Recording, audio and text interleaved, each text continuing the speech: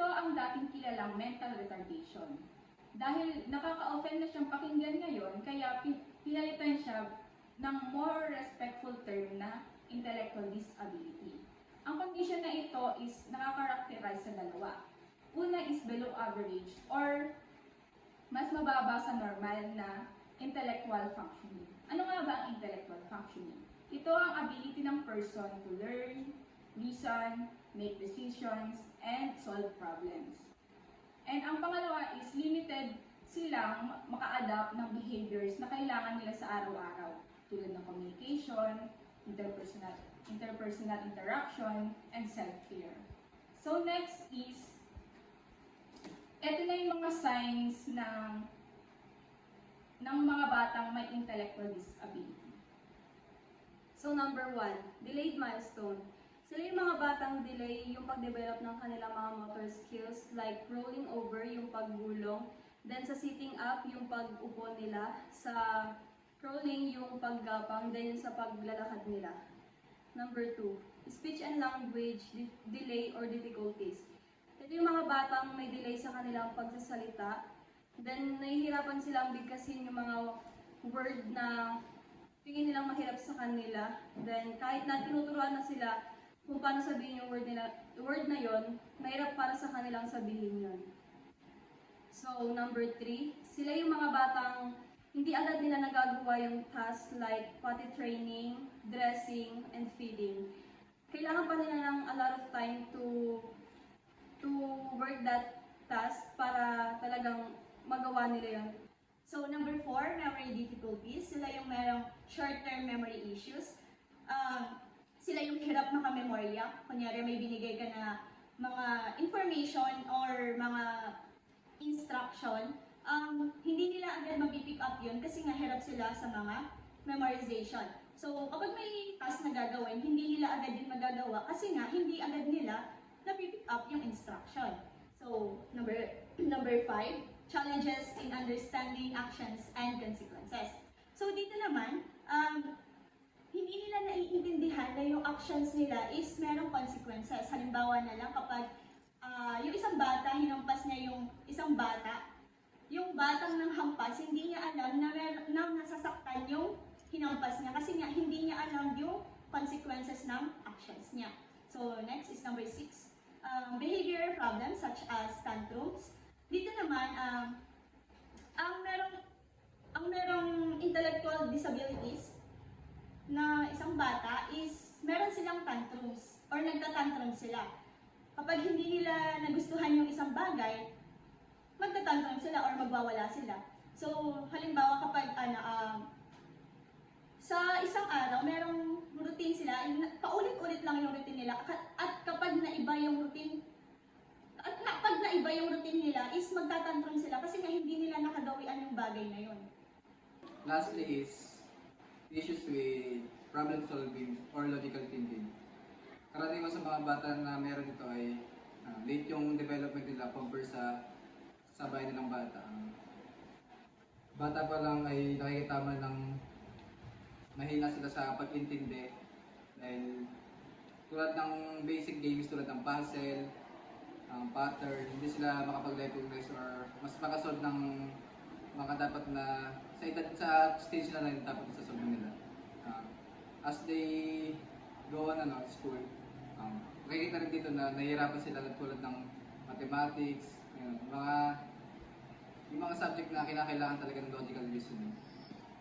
At makikita mo rin yung side na to na meron ganito yung bata yung hindi malawak yung curiosity nila, yung hindi sila pala tanong kung bakit nangyayari yung bagay, gano'n, kung kulang sila sa interest, Tapos, next. Here are some severe cases may be accompanied by additional health problems such as seizures, ito yung uncontrollable shock ng katawan ng isang tao. Karaniwan siya naglalas ng less than 2 minutes. Next is mood disorders. Ito naman yung mga paiba-iba ng mood nga rin. Halimbawa ay sobrang saya, irritable, and sobrang lungkot din.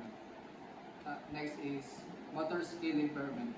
ito naman yung mga makikita mo yung ganito sa mga bata na late yung paglalakad nila, ganun yung pagkilos ng normal na bata, tulad ng walking, sa school naman yung pagsulat, pag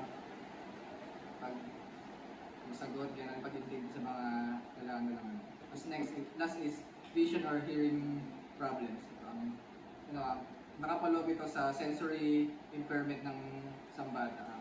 Yung vision ay from the word na vision, yung sa mata, malabo yung mata nila, and yung hearing ay mahina yung tenga nila, hindi malinaw yung tunog para sa kanila or hindi talaga nila marinig. Next is causes of intellectual disability. First is genetic condition like Down syndrome and Fragile X syndrome. Yung mga tao may Down syndrome, ito yung may extra chromosome na kung saan ang normal na tao ay mayroong 21 at sila naman ay mayroong 22. Meron silang yung may Down syndrome and Fragile X syndrome ay hindi normal yung kanilang physical features or traits yan. Tapos yung kada merong pare-pare meron silang same characteristics or physical characteristics. Ayan. Kaya ma-identify mo agad kung meron mang Down syndrome or Fragile X syndrome ang isang bata.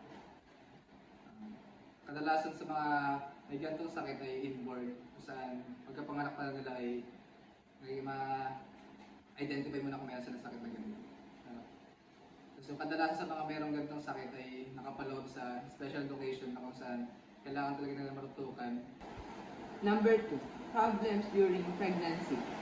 Several factors during pregnancy has negatively impact fetal brain development, increasing the risk of intellectual disability, alcohol or drug use. Ang pag-inom ng alak o paggamit ng droga habang buntis ay maaaring makasira sa utak ng sanggol. Malnutrition. Ang di wastong pagkain ng isang buntis ay nakakasama para sa kanyang sinapupunan. Ang matinding malnutrition ay maaaring makaapekto sa pag-develop ng utak ng isang sanggol at mababang resistensya ng nanay na maaaring din magresulta ng infection o pre-eclampsia sa nanay. Ang ilang infection habang buntis tulad ng tikdas ay maaaring makapinsala sa utak ng sanggol. Ang pre-eclampsia naman ay isang kondisyon na may mataas na blood pressure at protina sa ihi habang buntis. Maaari itong maapekto sa pagdaloy ng dugo. Ang mga ito ay maaaring maging sanhi ng intellectual disability ng sanggol. Number 3, complication during childbirth. Difficulties during the birthing process can also contribute to intellectual disability. Oxygen deprivation. Kung hindi nakakuha ng sapat na oxygen ang sanggol habang ito ay ipinapanganak, maaaring mapinsala ang kanyang utak at maaari ding maging sanhi ng intellectual disability. Next is extreme prematurity. Ang mga sanggol na ipinanganak ng napakaaga ay may hindi pa gaano nabubuong mga organ. Kasama ang utak, mas malaki ang tsansa na magkaroon ng intellectual disability ang mga batang ipinapanganak ng mas maaga. Number 4 ay ang illness or injury. Nakapasama dito ang infections, severe head injuries, kagaya na lamang ng pagkahulog o pagkabagok ng kanilang ulo na nagpakos ng damage sa kanilang mga brains. At ang near drowning ay ang muntikan nilang pagkalunod na maaaring mag-cause sa kanila ng trauma at malnutrition. Maaaring nakukulangan sila sa nutrients or sustansya dahil sa kanilang mga kinakain. At exposure to toxic substances na maaaring cause ng mga usok ng mga sasakyan sa sigarilyo or sa mga e-cigarettes, at neglect or abuse na kadalasan sila ay kulang sa attention or nabubugbog. And last, 2/3 sa cases na ito ay hindi pa rin alam ang tunay na cause nito. Prevention of intellectual disability. It is not always possible to prevent intellectual disability, but there are certain causes that are preventable. One of the example of preventable causes is fetal alcohol syndrome. Ang fetal alcohol syndrome ay isang kondisyon dulot ng pag-inom ng alak ng isang nagdadalang tao or buntis. May ilang pamamaraan upang maiwasan ang fetal alcohol syndrome. Una, prenatal care. Dapat ang isang buntis ay may regular na pagbisita sa kanyang OB/GYN or doktor upang na-check ang kalagayan niya at ng kanyang sanggol.